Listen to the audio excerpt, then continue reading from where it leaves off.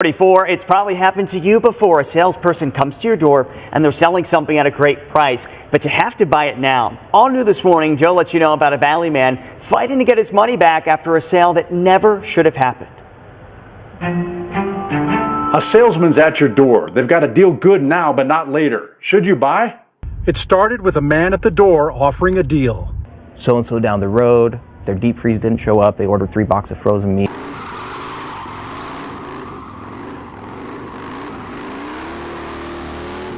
Yo, buenos dias, what up you guys? John's Motor Garage. Welcome back to the channel. Today we're going to do a short story time. I think you guys will find this one to be very fascinating.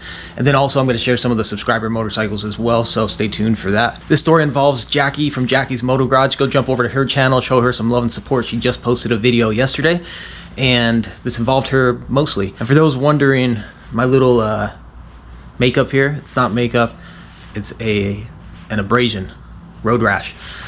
I took a spill on the mountain bike yesterday, and that's what that is.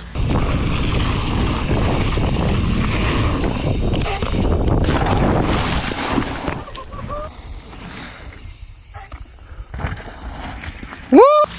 Anyway, so this story took place, I think it was back in 2021, and here's what happened. I was out mountain biking, coincidentally, out riding with my bro, and Jackie was here at home with the kids. I think it was over Christmas or winter break.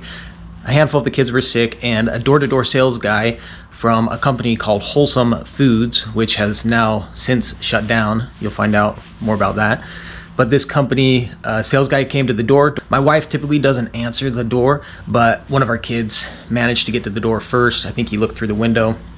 Anyway, Jackie felt obliged to open the door. And he basically tells Jackie, he says, "Hey, do you have enough room in your freezer for like a frozen loaf of bread?" And she's like, "Well, I mean, technically, yeah, I guess." He's like, "Oh, great. Well, guess what? Your neighbor down the street, their deep freeze didn't show up, and so I've got some boxes of frozen meat. That's what we sell, and I need to get rid of it at a steep discount so I can cut you guys a great deal." And she responded, "That's typically something that I would have to discuss with my husband. He's not here right now, and so I'm not in a position to make that decision." Now, if you guys know salespeople, like I know salespeople, I used to work in sales, not doing that kind of sales, but I've been in sales. I know the tactics, I know the psychology behind it, and their job is overcome objections, rebuttal, and get the sale. So no matter what Jackie told this dude, he would not get off the doorstep, and he would not take no for an answer. Now, you got to put yourself in Jackie's shoes. She's a female at home, alone with the kids. She doesn't know this dude. It's a stranger at the door. Despite how many times she says no, he just doesn't take no for an answer, and he doesn't walk away. And so she said, "No, we can't afford it. Need to talk to my husband." Finally, he told her there's 100% money back guarantee. If your husband comes home and he doesn't like it, then I'll come pick up the meat and I'll give you your money back. So I think Jackie saw that as an out, and she's like, "Fine, I'll do it." So she bought the meat with 100% money back guarantee. The dude finally got off the doorstep. All right, here's where I come into the story. I got back from riding, I got to the truck and I was driving home, and I saw that I had like 20 missed calls from Jackie. So she had tried to get a hold of me. I look at my phone, I have a bunch of missed calls. I called Jackie back. I'm like, "Hey, what's going on?" And she explains to me what happened. I asked her, I was like, "Well, how much did the meat cost?" And she didn't want to tell me. I was like, "Jackie, just tell me, how much was it?" It turned out it was $300. And so it was $300, and it wasn't just 2 loaves of frozen bread worth of meat. It was 3 boxes of frozen meat. I'm like, what the heck? Dude told you $300 worth of meat and 3 frozen boxes? I'm like, the average person doesn't even have enough freezer space for 3 frozen boxes of meat. We happen to have a deep freeze and a second refrigerator with a freezer, but I'm like, what is this guy doing? So she gave me the number to the dude, and I was like, all right, I'm gonna call him. We'll get a refund. We'll have the dude pick it up. I was furious, not at Jackie, obviously. She did nothing wrong here. I was furious with this door-to-door sales guy because I know the predatory tactics that they use, the predatory nature of this type of sales, of how they kind of target in on certain people and they won't take no for an answer with certain people. So I was very frustrated with that. So I get the phone number and I hit this dude up. Doesn't pick up. I must have called him, I don't know, 5, 6, 7 times. Doesn't pick up.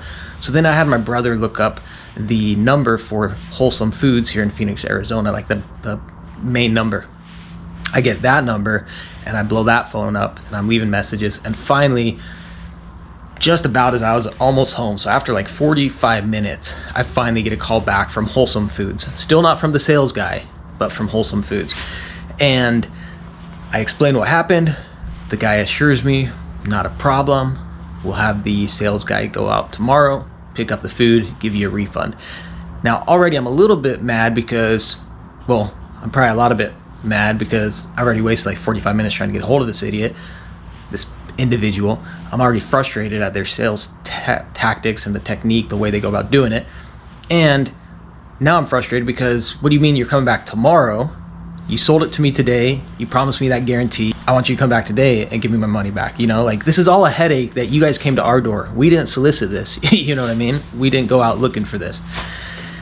Anyway, I'm like, whatever. Have the dude come back tomorrow. And bear in mind, at this point, I haven't gotten a hold of the actual salesman who sold this to us. Now I've only talked with the actual company. But I'm like, whatever, come back tomorrow, give us a refund, take this meat. I don't want it sitting in our freezer taking up space. I had to work that next night. Anyway, the dude finally showed up that afternoon, like shortly before I was supposed to leave for work. And I remember ahead of time thinking that when he gets here, I need to make sure I get something in writing confirming that he's giving me a refund and that they picked up the meat.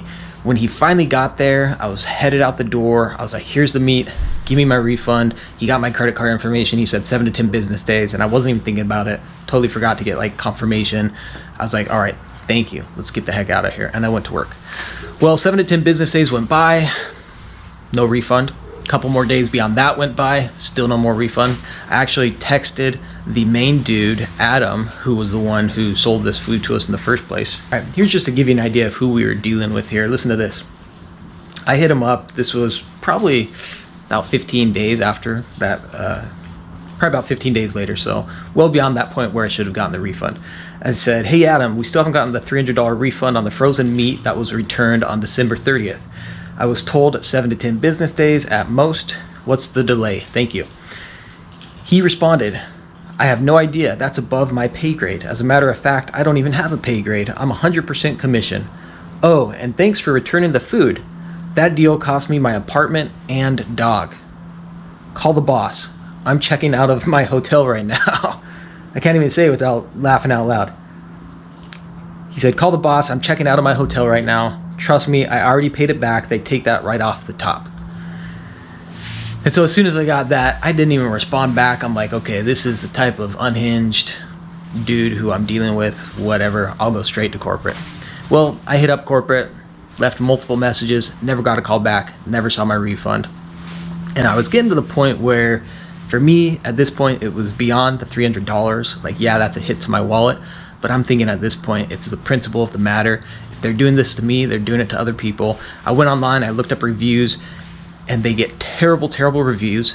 Even people who go out and purchase the meat, the quality was absolutely horrible.